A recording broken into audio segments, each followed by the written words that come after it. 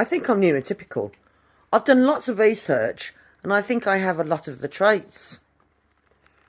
But you don't look neurotypical. You're nothing like my neurotypical nephew. That's because I'm me, not them.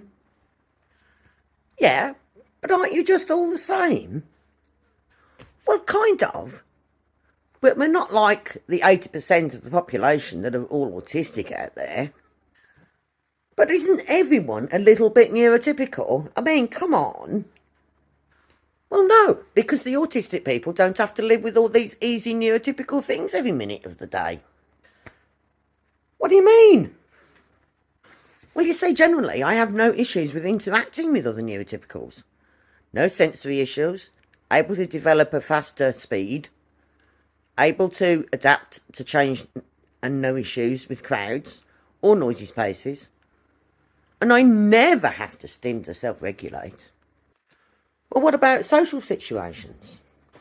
I don't really have much difficulty, really. I understand social cues, I can read body language and facial expressions as well. I'm good at knowing when it's my turn to speak. I interject really well, and I can tell personal stories really well. So what seems to be the problem? Well, I seem to spend my entire time explaining to the autistic people why I find it all so easy. But they just think I'm not neurotypical, because I can mask and act autistic really well.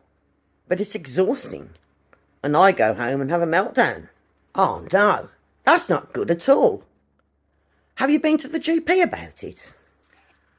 Yes, but they told me to get a neurotypical diagnosis, the waiting list is 3 years long. And then other neurotypicals told me there's little to no support in the UK for neurotypicals.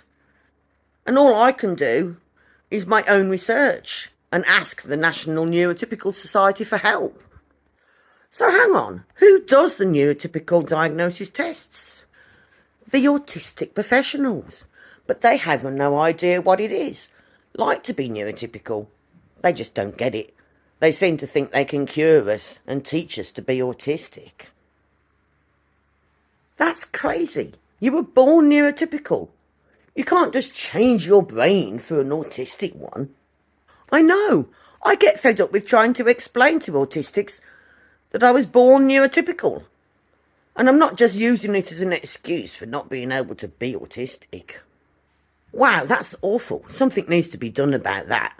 Otherwise, how are neurotypicals going to live in this predominantly autistic world? I think there should be accommodations for us, really. Like really busy, noisy places available with blinding lights and loud centres where we can go and be as noisy as we want.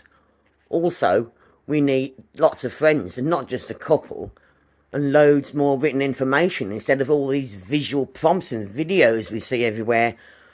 And I'd like to not have to wear ear defenders, because I don't need them. But the autistic people look at me funny if I don't wear them.